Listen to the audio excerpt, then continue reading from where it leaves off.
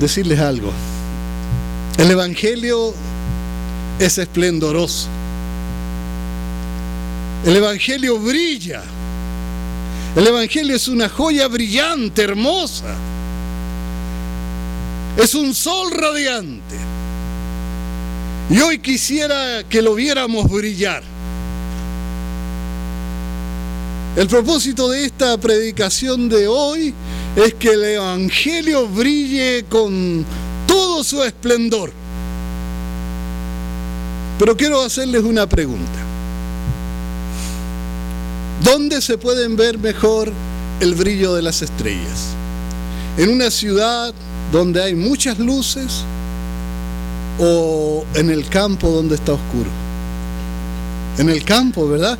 Como que las luces opacan la luz de las estrellas, ¿cierto? Mire, otro ejemplo. Un diamante. Ustedes saben que los diamantes son brillantes. ¿Dónde brilla más un diamante? ¿En un fondo blanco, un fondo claro o en un fondo oscuro, negro? En un fondo oscuro. Por eso casi siempre los ponen en fondo oscuro para que puedan iluminar más fuerte. ¿Cierto que sí? ¿Sabe que esta semana, hermano, me asombré al leer el comentario de un líder, de un maestro religioso,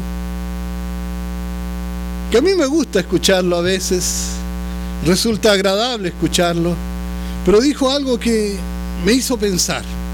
Él dijo: creo que es mejor que la iglesia deje de hablar del pecado. Hablar del pecado, dijo, es algo negativo.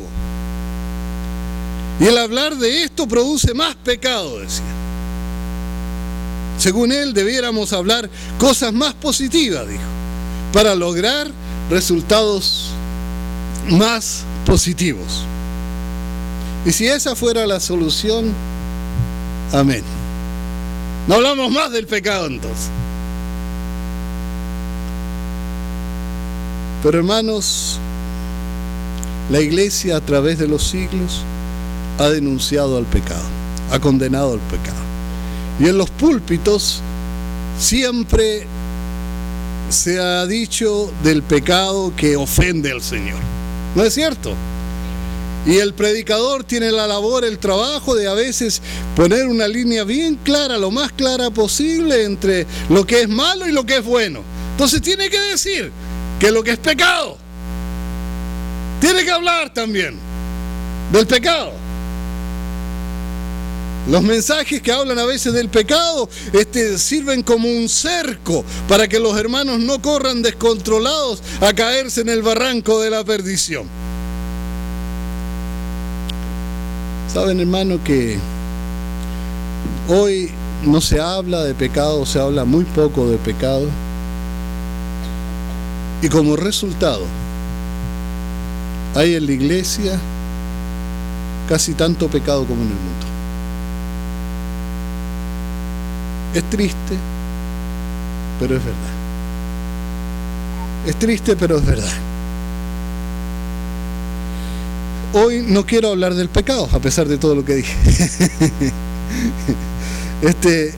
Hoy quiero hablar, hermanitos, del ser humano, de lo que somos y de lo que causa el pecado, de lo que algunos llaman la depravación de la raza humana. De eso quiero hablar hoy. Y quiero comenzar leyendo un texto que... ¿Se acuerda que alguna vez yo les dije? El libro de Juan, el Evangelio de Juan y la carta de los Romanos son como el Everest de la teología cristiana, lo más alto. La montaña más alta que hay es el Everest, ¿no? Y esos dos libros son pero como lo más alto, lo más profundo de la teología cristiana, del conocimiento cristiano. Bueno, algunos dicen que estos textos que voy a leer ahora vendrían a ser como la cumbre, ¿no? Para algunos, como la cumbre del Everest, ¿no? Y para algunos estos son los textos más importantes que hay. Sin embargo, yo no puedo medir qué es lo que es más importante que otro. Para mí todos los textos son importantes, pero quiero leerlos porque son importantes. Mire lo que dice Romanos 3, versos 10 al 18. ¿Sí lo tienen, hermano? Romanos, todos trajeron su Biblia, ¿verdad? Romanos capítulo 3, versos 10 al 18. Voy a comenzar a leer. Dice: como está escrito, no hay justo ni aún uno. ¿Eso lo incluye usted? ¿Cierto? Ninguno de nosotros tiene justicia. No hay quien entienda. Wow. Ni siquiera entendemos las verdades del Evangelio. No hay quien busque a Dios. Todos se desviaron, a una se hicieron inútiles. No hay quien haga lo bueno. No hay ni siquiera dos. ¿Dice ni siquiera dos? No, ni siquiera uno. Esto está muy fuerte, ¿verdad? Dice: sepulcro abierto es su garganta, con su lengua engañan. Veneno de áspides, o sea, de serpientes, hay debajo de sus labios. Su boca, dice, está llena de maldición y de amargura. Y escuchen estos: sus pies se apresuran para derramar sangre. ¿De quién está hablando? De todos. Pero usted me va a decir: no, eso no habla de mí. Yo jamás he derramado sangre, ¿verdad? No, yo no he hecho eso no habla de mí. Todo lo demás, a lo mejor quizás alguna vez de repente, pero no habla de mí eso. Jesús dice que basta que te enojes con tu hermano, que le digas necio, y ya violaste el mandamiento que dice no matar. Ya derramaste sangre. Parece que sí quedo adentro entonces, ¿verdad? Dice: quebranto, y desventura hay en sus caminos, y no conocieron camino de paz. No hay temor de Dios delante de sus ojos. Dije que esto es como la cumbre del Everest cristiano, ¿verdad? He escuchado a algunos predicadores decir que este es el texto más importante de la Biblia. Yo no sé si eso es así, pero les puedo decir una cosa. Estos textos son una radiografía que muestra el alma humana, cómo somos. Cuando usted va al hospital, lo primero que hace cuando usted está enfermo y no saben lo que usted tiene es ponerle, ¿qué cosa, Jessica? Una radiografía, ¿verdad? Le sacan una radiografía para ver cómo está usted por dentro, ¿cierto? Incluso usted va al dentista y lo primero que hace el dentista es sacarle una radiografía. No se puede tratar una enfermedad con éxito a veces si no se sabe el diagnóstico, y para eso se necesita una radiografía. Bueno, esto es el diagnóstico, es la radiografía. Esto nos muestra cómo somos los seres humanos. Y hermano, dentro de esta descripción se encuentra el mismo apóstol Pablo. El apóstol Pablo era asesino.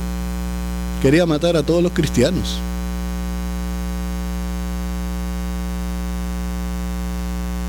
Todos los apóstoles se encuentran ahí también.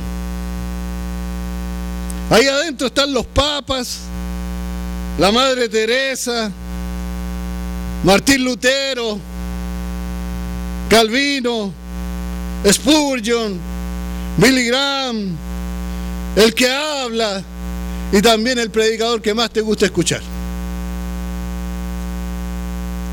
Todos estamos ahí adentro, hermano.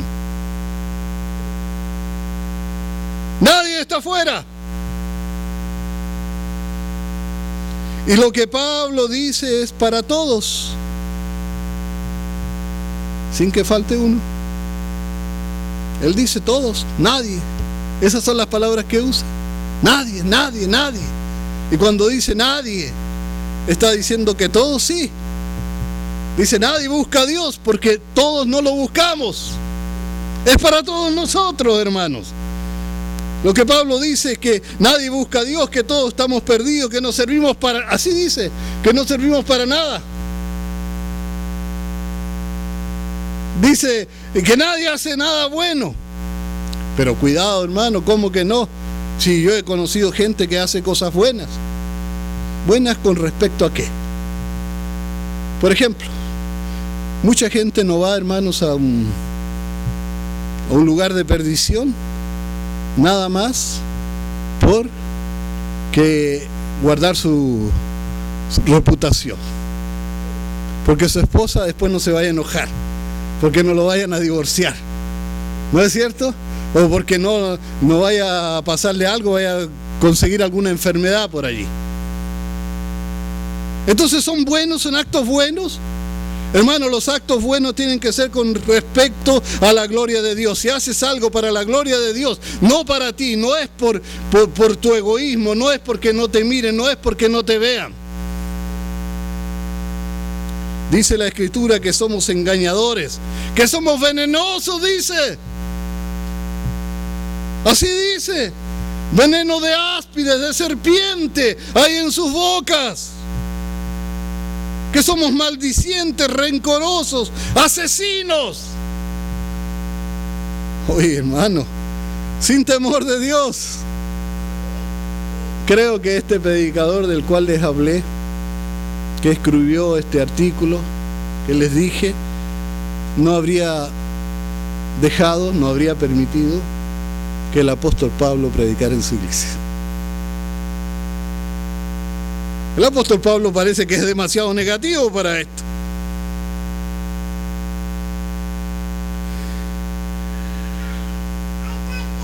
Hermanos, al leer las palabras de Pablo nos damos cuenta que nadie merece nada. Nadie merece todo lo que somos y todo lo que tenemos es por gracia. Por una gracia gigantesca, maravillosa, resplandeciente. Por una gracia que deslumbra. Todos éramos malos, venenosos, dice Pablo. Éramos asesinos en potencia. ¿Sabe? Esta semana miré un documental. Era una película, pero estaban contando el caso de un experimento que se hizo en Nueva York. Un hombre en Nueva York, un judío, al que a sus abuelos los habían torturado y matado allá en Alemania, quiso entender un poquito la naturaleza del hombre. Dijo, ¿por qué? ¿Por qué el hombre puede ser tan malo? Dijo, ¿será que todos pueden ser tan malos así? Hizo un experimento. El experimento consistía en poner en dos cuartos separados a una persona que iba a hacer el papel de un profesor y el otro iba a hacer el papel de un alumno. El que iba a hacer el papel del alumno tenía en sus manos cuando él lo vio, tenía como unas argollas aquí que según esto le iba a dar corriente eléctrica. El otro, el profesor, tenía que enseñarle por medio, según esto, de toques eléctricos. Quería ver si con eso el hombre podía aprender. Bueno, y le hacían preguntas y las respuestas eran incorrectas. Y cada vez que hacía una respuesta incorrecta, tenía que apretar un botón. Y la corriente iba subiendo, el toque eléctrico era más fuerte cada vez. Y dice que primero era 60 volts, después era 70 volts, después era 100 volts, y en el cuarto de al lado se escuchaba a alguien que decía, déjenme por favor, déjenme ir, ya no aguanto. Y entonces él quería hacerlo, pero otro, tú te metiste en esto, tú tienes que hacerlo. Y lo presionaban un poquito. ¿No? Y al principio algunos como que querían irse, pero después se quedaban. Y hasta 400 volts le daba de corriente al otro. Claro, era un experimento, era mentira que el otro estaba recibiendo la corriente eléctrica, ¿no es cierto? Lo estaban engañando, pero querían ver hasta dónde era capaz de torturar al otro. Y por medio de ese experimento comprobaron de que el ser humano es capaz de cosas muy malas que ni siquiera se hubiese dado cuenta. Pero Dios nos ha traído, eso se llama gracia. Hermano, no temíamos a Dios. Y si ahora sirvo al Señor, esto se llama gracia. Yo no buscaba a Dios. Y si ahora estoy en la iglesia y si estoy predicando, esto se llama gracia. Se llama maravillosa gracia. Y si el mundo ahora está en otras cosas y usted no está allá, sino que está aquí, eso se llama gracia. Maravillosa gracia. ¿Saben una cosa, hermano? Cuando hablamos de depravación, la palabra depravado tiene algunos sinónimos, o sea, palabras que significan lo mismo. Se las voy a leer. ¿Sabe cuáles son esas palabras? Esas palabras son, escuchen, se pegó, no le pasó nada, o sea. Bueno, las palabras son iguales que depravados, para que escuchen, para que entendamos mejor. Degenerado, vicioso, ruin, pervertido, perverso. Ya me puse muy negativo, ¿verdad? A ver si Isaías es un poquito más positivo que yo. Vamos a leer lo que dice Isaías. Capítulo 1, versos 5 y 6. ¿Sí está bien? ¿Sí?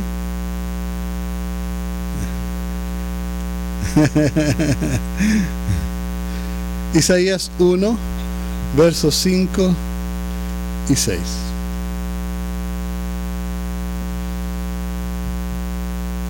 ¿Ya lo encontraron? La Escritura dice: ¿por qué queréis ser castigados aún? ¿Todavía os rebelaréis? Mire lo que dice aquí. Toda cabeza está enferma y todo corazón doliente. Desde la planta del pie hasta la cabeza no hay en él cosa sana, sino herida, hinchazón y podrida llaga. No están curadas, ni están vendadas, ni suavizadas con aceite. Lo que me dice Isaías, hermano, que si tenemos la cabeza enferma, quiere decir que no vamos a hacer buenas decisiones. No podemos pensar correctamente. Esto quiere decir que los pensamientos están corruptos. Tomamos decisiones equivocadas. Estamos en problemas serios. La Escritura dice que engañoso es el corazón más que todas las cosas, ¿verdad que sí? Hermano, si alguna vez tú estás en un lugar y alguien te predica y te dice: te voy a predicar lo que yo siento, sale corriendo. Porque si es lo que siente el corazón, no quiero decir que siempre los sentimientos son malos, ¿verdad? Pero el corazón es engañoso. Tengamos cuidado. Tengamos cuidado. Ahora, hermanos, la Escritura dice que tenemos un problema serio. Dice que todo en nosotros está como enfermo.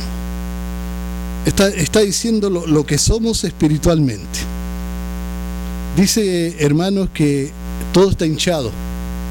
Dice que está hinchado. Y si está hinchado, quiere decir que hay una infección.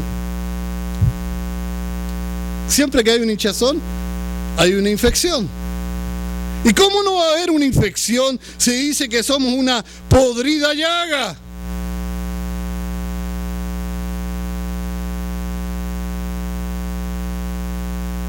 Cualquier llaga o herida podrida tiene que estar infectada.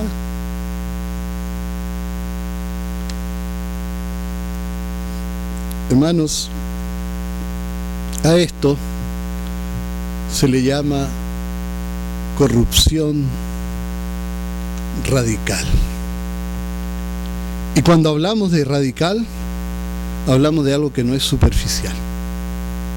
Hablamos de algo que llega hasta la raíz, hasta lo profundo, hasta lo íntimo, hasta el corazón mismo, hasta los tuétanos. Es por eso que el Señor dice que tenemos que nacer de nuevo. O si no, no podemos ver las cosas del cielo nomás. Dice que el que no nace de nuevo no podrá ver el reino de Dios. Tenemos que nacer de nuevo porque el viejo hombre ya no sirve para nada. Mire lo que dice Jeremías, capítulo 13, 23. Y perdónenme que estoy poniendo un fondo bien negro, porque eso es lo que estoy haciendo. Porque quiero que brille el Evangelio esta noche, ¿no? Jeremías 13, 23 dice: ¿mudará el etíope su piel y el leopardo sus manchas? Así también podréis vosotros hacer bien, estando habituados a hacer mal. Lo que está preguntando el africano, porque él quiere ser rubio, ¿puede ser rubio? ¿Puede mudar el color de su piel? Se podría bañar en leche todos los días y seguiría siendo moreno, ¿verdad que sí? No podría cambiar el color de su piel. Y dice, y el leopardo podría sacarse las manchas que tiene encima. Ustedes saben que el leopardo es un animalito que tiene un color muy lindo, un color amarillo, pero tiene unas manchas negras por todos lados, ¿no es cierto? Y me gusta eso a mí, se ve bonito ese animal. Pero podría sacarse esas manchas negras si él quisiera. No se puede nomás. Y entonces Jeremías, compara esta condición con la condición del ser humano. Nosotros no nos podemos sacar el pecado de encima porque nosotros queremos. No podemos cambiar el color de nuestra piel. Estamos corrompidos radicalmente. No tenemos el poder para hacer las cosas buenas. ¿Y sabe por qué? Estamos inhabilitados por eso. Porque no queremos. Porque nosotros amamos el pecado. Estoy diciendo sobre todo de una persona irregenerada, ¿no es cierto? Somos pecadores. Y somos pecadores, ¿cómo dije? Radicales. Pecadores hasta los tuétanos. Hasta lo más profundo de nosotros. Esta es la razón de lo que Pablo decía. Pablo nos hablaba, ustedes se acuerdan, de los síntomas. Él decía, no tiene nada bueno, no hace nada bueno, no anda siempre buscando el mal, ¿no es cierto? Dice, no hay uno solo que busca a Dios, no hay quien entienda. Realmente lo que Pablo nos mostraba es una situación pero desesperante, sin esperanza. Nos muestra al ser humano tal como es. Y Isaías nos dice por qué. Tenemos una enfermedad. Tenemos una infección que llega hasta los huesos, hasta lo más profundo. Algunos a esto le llaman depravación total, pero no creo que esté correcto esto, porque depravación total significaría que somos todo lo malo que podríamos ser, pero no. El Señor nos tiene frenados para que no seamos más malos. Hitler podría ser, como me dijo el hermano delante que estaba hablando con Israel, ¿no es cierto?, hasta como un niño chiquitito comparado con lo que un ser humano puede llegar a ser si Dios lo suelta. Hay muchas veces que no hacemos cosas malas simplemente porque el Señor nos tiene. De alguna forma el Espíritu Santo nos habla, ¿no es cierto? Y gloria a Dios, aleluya por eso. Porque el Señor es bueno con nosotros, nos refrena. Eso se llama también gracia. Porque no hay nada bueno en nosotros, decía el apóstol. No hay nada bueno. Y eso abarca todo nuestro ser, hermano, abarca nuestro cuerpo. Es por eso que nos enfermamos. Es por eso que envejecemos. Y es por eso que morimos. Porque no hay nada bueno en nosotros. Y es por eso que nuestra mente no trabaja bien como debiera. Por eso a veces cometemos y decimos cosas que no debiéramos decir ni cometer. Es por eso que hablamos cosas que no debiéramos, porque nuestra mente no está bien. Y es a veces que por eso sentimos cosas que no debiéramos y tenemos emociones que no nos corresponden como cristianos, porque tenemos esa lucha. Porque en el alma también estamos enfermos. Porque no hay nada bueno, porque la infección, la hinchazón llega hasta el mismo núcleo de nuestro ser. Y esto no es para algunos, hermanos, sino para todos. O sea, algunos dicen, bueno, es verdad que el hombre está caído, es verdad que tenemos una naturaleza caída, pero allá en el fondo, allá en el núcleo, allá en el centro del ser humano, hay una islita, un islote de bondad. Algunos dicen, el ser humano allá en el fondo es bueno. ¿Lo han escuchado? No, en el fondo todos somos buenos, dice. El hombre es esencialmente bueno. Pero eso no es verdad. Tenemos una infección que llega hasta los tuétanos de los huesos. Y se llama pecado, hasta lo más íntimo del corazón y del alma. Estos textos nos muestran la razón de nuestro pecado. Nos dicen que somos herederos de una naturaleza pecaminosa, corrupta. Y mire lo que dice Romanos 5:19. Porque así como por la desobediencia de un hombre los muchos fueron constituidos pecadores, Romanos 5:18. Porque así como por la desobediencia de un hombre los muchos fueron constituidos pecadores, así también por la obediencia de uno los muchos serán constituidos justos. Hay esperanza, ¿verdad? Pero primero nos dice que todos fuimos constituidos, los muchos fuimos constituidos por el pecado de uno. Fuimos constituidos pecadores. Fuimos hechos pecadores. Primera de Juan 5:19 dice, el mundo entero está bajo el maligno. Cuando habla del mundo entero, ¿de quién habla? De todo el planeta. Salmo 58:3 dice, se apartaron los impíos desde la matriz. Se descarriaron hablando mentira desde que nacieron. Y vuelve a decir David en el Salmo 51:5, he aquí en maldad he sido formado y en pecado me concibió mi madre. Y a cada rato se ve más oscuro todo. Todos fuimos hechos pecadores. Y una cosa le voy a decir, hermano, no nos hicimos pecadores por las cosas que hicimos, sino que las cosas que hicimos, las hicimos porque ya éramos pecadores. Nacimos así. Tomen un bebito de 3 meses, 6 meses, que si quiere el reloj, por ejemplo, va a empezar a jalarlo, va a empezar a llorar, va a empezar a patalear, va a empezar a gemir, y a lo mejor si tuviera la misma mentalidad del bebito y fuera uno grandote, ¿no es cierto?, creciera así de golpe y tuviera el mismo tamaño y la fuerza de un hombre de 20 años, capaz de golpearlo a ustedes por quitarle el reloj. Porque de chiquitito nadie le enseña al niño a pecar. Nadie le enseñó. Ustedes le enseñaron a los niños a pecar. Claro, y usted me va a decir, bueno, pero es pecado quitarle las cosas a alguien. ¿No has visto a los niños cuando se pelean a veces por un dulce o por un juguete? ¿Es eso bueno?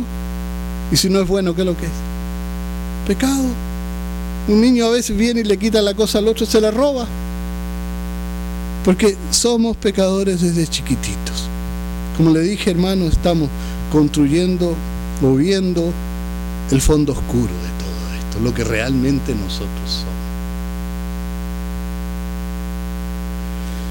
Y yo le dije que esto era para que pudiéramos ver brillar el Evangelio. ¿Cierto que sí? Aquí los voy a esperar. Quiero que todos lean conmigo. Efesios capítulo 2, versos 1 al 5.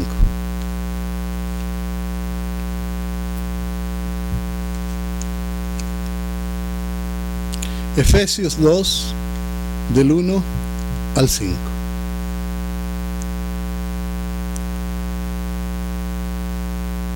Dice la Escritura. Efesios 2, del 1 al 5. El apóstol Pablo es el que escribe esta carta. Dice, Efesios 2, del 1 al 5. Él os dio vida a vosotros cuando estabais. ¿Cuándo? Cuando estabais muertos. ¿Y cuando estabais muertos en qué? En vuestros delitos y pecados. Ahí no dice que Él me dio vida cuando me arrepentí, no dice eso. Él me dio vida cuando estaba muerto. En los cuales anduvisteis en otro tiempo, siguiendo la corriente de este mundo, conforme al príncipe de la potestad del aire, el espíritu que ahora opera en los hijos de desobediencia, entre los cuales también todos nosotros vivimos en otro tiempo, en los deseos de nuestra carne, haciendo la voluntad de la carne y de los pensamientos, y éramos por naturaleza hijos de ira, lo mismo que los demás. Pero Dios, que es rico en misericordia, por su gran amor con que nos amó, aun estando nosotros muertos en pecado, nos dio vida juntamente con Cristo. Por gracia, oh maravilla de la gracia del Señor. Estábamos muertos, éramos una llaga podrida, no había nada bueno en nosotros, no teníamos ningún mérito. No tenemos nada de qué gloriarnos, mi hermano. Y Él sopló en nuestras narices su espíritu. Sobre nuestros huesos muertos sopló su espíritu y nos dio, ¿qué cosa? Vida. No había una islita de bondad por allá dentro de nosotros. Estábamos muertos. No teníamos vida. No queríamos vivir porque los muertos no quieren vivir tampoco, no quieren nada los muertos. No vinimos al Señor porque los muertos no pueden venir al Señor. De hecho, la Escritura dice que nadie puede ir al Hijo si el Padre no lo llevase, porque no se podía.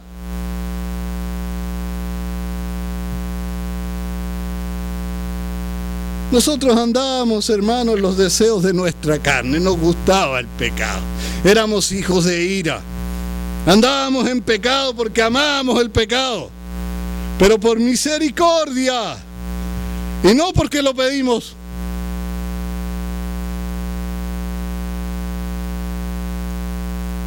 No porque nosotros lo buscamos. Estábamos muertos en nuestros delitos y pecados. Solo porque Él tuvo misericordia nos dio vida. Aleluya.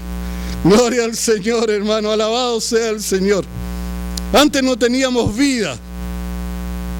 Pero yo le doy gloria al Señor, porque si yo voy al cielo, mi hermano, si yo voy al cielo, yo no voy a poder gloriarme de ninguna cosa, porque toda la gloria es de Él. Todo lo hizo Él. Él me salvó. Aleluya. Santo es el Señor. Para Él sea toda la gloria. Aleluya, hermanos. Ahora sí vemos mejor el brillo del Evangelio. El Señor, mis hermanos, no nos salva porque seamos buenos, o porque tuviésemos méritos, o tal vez porque lo andábamos buscando. Él nos salva solo por gracia. Este es el Evangelio y brilla mucho, nos deslumbra, nos deja ciego con ese brillo precioso que tiene. Y todo, hermano, por el amor de Dios. porque todo es obra de su gracia. No se trata, hermano, de que nos cansamos del pecado y que por eso vinimos al Señor. No podíamos porque estábamos muertos en nuestros delitos y pecados. No fue que dijimos, dejaré el pecado y vendré a Jesús. No. No podíamos hacer esto, estábamos muertos en el pecado. Y estábamos así, hermano, porque amábamos pecar. Odiábamos la santidad. Y por lo mismo, queríamos estar lejos de Dios. Éramos enemigos de Dios, dice la Escritura. Dios es santo. Y estar cerca de Dios es estar cerca de la santidad. Y el pecador prefiere olvidarse del Señor por lo mismo. Estábamos muertos en delitos y pecados. Juan 8:34 dice que éramos esclavos del pecado. Juan 8:34 dice así mismo, que éramos esclavos del pecado. El pecado se enseñoreaba de nosotros, era nuestro Señor. El pecado nos mandaba y nos decía, anda para allá, anda para acá, haz esto y haz esto otro. Yo veo mucha gente que entra allí, hermanos, con su quincena o con lo que ganó en la semana aquí cerquita, ¿no es cierto? Y van allá dentro de las máquinas, allí a ese vicio que tienen. Se van sin un centavo. Porque el pecado les dijo, vaya para allá y bote todo su dinero. Porque eso es pecado. ¿O no es pecado eso? Yo conozco personas, hermanos, que tienen hijos, que aman a sus hijos, que aman a su esposa. Yo he sabido estos casos que reciben la quincena y quisieran darle ese dinero a su hijo y a su esposa, pero prefieren irse a la cantina y se gastan todo el dinero, el licor. Porque el pecado es su Señor. El pecado los manda. El pecado les dice lo que tienen que hacer.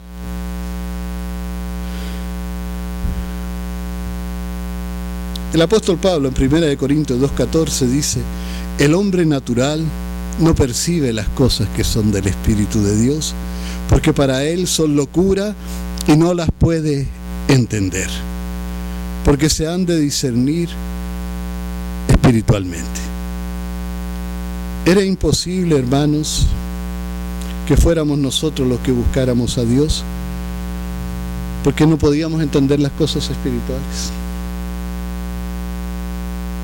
Cuando habla del hombre natural, está hablando del hombre que no tiene el Espíritu Santo. Y si no tenías el Espíritu Santo, tú no podías entender las cosas espirituales. Eran locura para ti, para mí eran locura. Yo me reía cuando me hablaban del Evangelio. Y ahora que miro y pienso para atrás, les puedo decir con toda sinceridad que es un milagro que yo esté aquí parado. Cuando yo pienso en eso, ¿saben en quién pienso, hermano? Yo pienso en el Gadareno. ¿Se acuerdan del endemoniado Gadareno? Fíjense que este hombre vivía en las tumbas, en un cementerio vivía. Estaba ensangrentado, sucio, maloliente.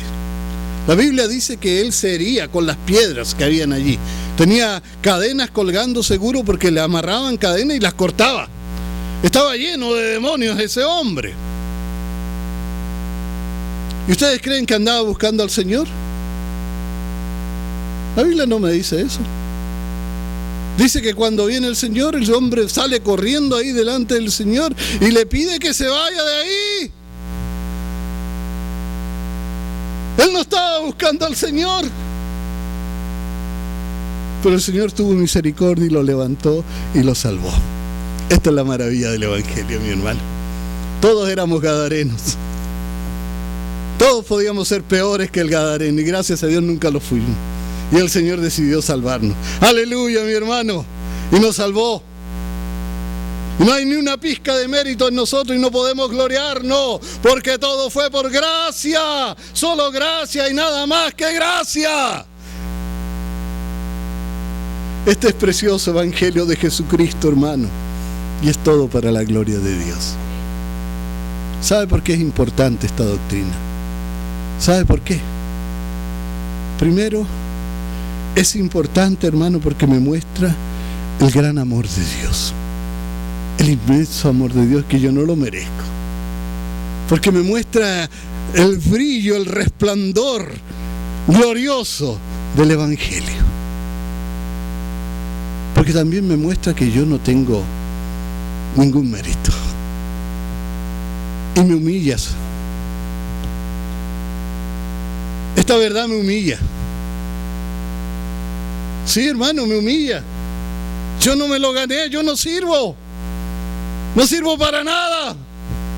No servía para nada.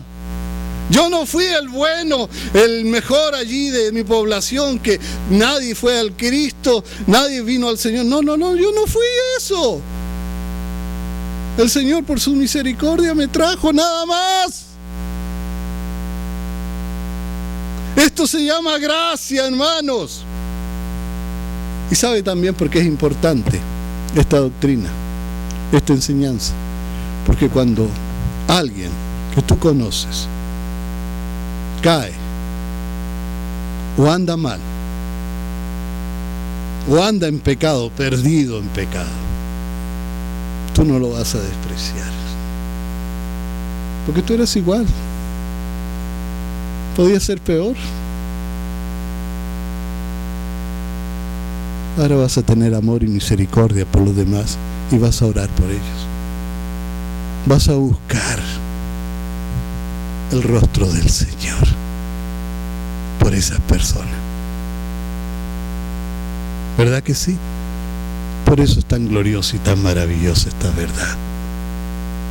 Sí, hermano, el ser humano está corrupto en forma radical, pero la gloria del Señor es mayor que eso. Aleluya. Gloria al Señor.